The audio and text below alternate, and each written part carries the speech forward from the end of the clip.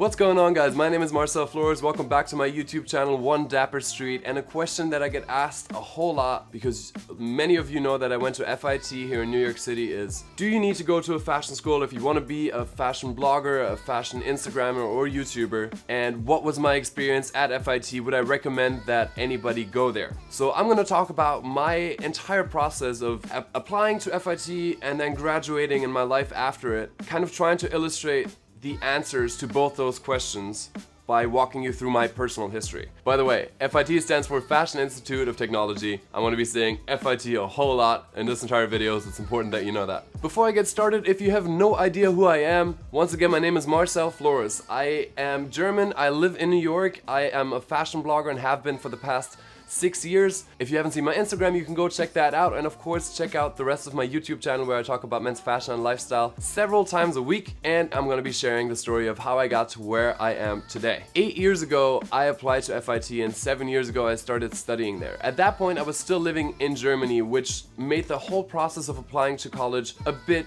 more difficult because it's an entirely different system. It's not my native language, and there's a time difference, communication's not as easy. So one thing I want to tell you guys, if you're in a foreign country, the easiest way I got my answers was calling the registrar's office about whatever I needed to know. But that's the first big advice that I want to give you if you're an international student like myself. But the process itself, honestly, it's not that difficult. You just have to take it step by step, follow the outline on the FIT website, and wherever you get stuck, give the registrar's office a call. Now, what program should you apply to? I applied to Fashion Merchandising Management, which today is called Fashion Business Management, which I think is a good change in the name of what that program represents. So you gotta know where you want to be in the industry. If you want to be more on the PR side, on the marketing side, you should be studying advertising and marketing communications at FIT. If you want to have that but a focus highly on fashion and merchandising and retail and wholesale, then you should study Fashion Business Management. If you're a designer, obviously you're a designer, and that's actually what makes FIT one of the top 5 schools I think in the world, is for its fashion design program, and is how it even got on my radar. But once again, I went for the business program, and that's what just fit what I wanted to do, the idea of fashion marketing, combining psychology and fashion and numbers in one. That was the answer to that for me. So once I got accepted, I had to figure out where I was gonna sleep. Am I gonna be on campus in the dorms or off campus somewhere on my own? I went off on my own. I was happier with the value that I got. Of course, the location you can't beat if you're dorming. You're literally right across the street from the FIT. But I didn't bother with the 20-30 minute commute that I had from my place in Spanish Harlem. I thought, I don't know, I was at FIT all day, every day anyway. I didn't really mind the way back and forth, and it saved me a lot of money. So really think twice if you want to be dorming, because the dorms aren't all that beautiful. But what's cool, of course, is that you automatically make friends. But frankly, you're gonna make those in class anyway, so it's not really all that strong an argument. So way more important, let's talk about the classes that FIT has to offer. It is a college, so there's gonna be a few classes that don't directly relate to your major, but for some reason, there's always one in there in that category that somehow still relates to what you're trying to learn. So in sciences, there's colored psychology. That's obviously very important when you're studying fashion. And in the cultural section, there's intercultural studies. Another thing that's really important when you're marketing fashion internationally or talking about fashion internationally, you need to know the differences between different cultures. So there's always something there. Talking about the major classes, FIT has amazing teachers that have had fantastic careers within the fashion industry, that are talking from experience, that really have your best interest at heart. I literally still have the fondest memories of teachers telling me small little things, pointing out how the industry works, and I think that's what classes at FIT really do the best. They explain to you the ins and outs, the entirety of the fashion industry in detail. So by the time I graduated, I felt like I had a solid understanding of every single aspect that's going into the fashion industry. I want to talk about the difficulty of the classes a little bit. Now, I went to high school and my entire scholastic program was up until that point in Germany. There were a few classes where I felt like it was actually a bit too easy, which isn't a terrible thing necessarily. You'll find yourself not entirely challenged 100% all the time. Because FIT, once again, is very foundational, but then I want you, and that's something I did and I would recommend to you, to make the most out of it yourself. There's other opportunities that you can go for on campus. You can join clubs like the marketing club, the advertising club, design clubs. You can be part of the style shop, which is a little shop that's within FIT where you can have hands-on buying and merchandising expertise. So there's a lot of things that you can do at FIT beyond just going to classes, and I think you really should, because that's a great way to meet other people and to get some hands-on experience. Now with that said, the experience I made was I always took the max amount of credits. I'm the type of person that wants to learn as much as possible, so I took as close to 21 credits every semester as I could, because I like burdening myself and like I work well under pressure. So that was like my base foundation. On top of that, I of course wanted to intern as soon as possible. FIT has this regulation where you're not allowed to intern with anybody before you complete your second semester. That simply has to do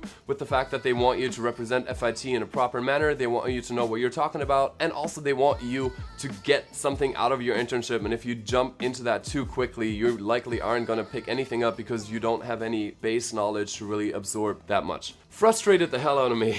Not gonna lie, because I was ready to go and I wanted to do it, but I had to wait, and I waited, and it was worth it. And that's one of the big pros for FIT is its strong network with the brands and the companies here in New York City. So my first internship was at Marc Jacobs. I was doing wholesale for Marc by Marc, may it rest in peace. Had a wonderful time there, learned a whole lot, met wonderful people, other interns and people that were directors there that I'm still in touch with today. And my second internship was then at Diesel. Both of those I got basically confirmed after the first round of interviewing when I was looking for the first internship, but then decided to first do Marc Jacobs. Point being, they have connections, and interning in New York is a whole lot easier when you have somebody like FIT opening their contact book to you and helping you with the entire process. Now let's talk a little bit about the college experience, like what is a day like at FIT. I loved that place when I was there, so I built my schedule in a way that I would literally be there the entire day and most of the week actually. It's largely female dominated because it's fashion and it's fairly normal. When I started, I was a vast minority being a straight man, but everybody was super lovely. It's great to be at a place where everybody's sharing your passion for something creative at the very least, because there was also photography programs and great graphic design programs and whatnot. But there's this like feeling of creativity and feeling of unity to a certain extent. I felt like I was part of the FIT community. Whether I actively made myself one, I actually don't know, but I had a great time there.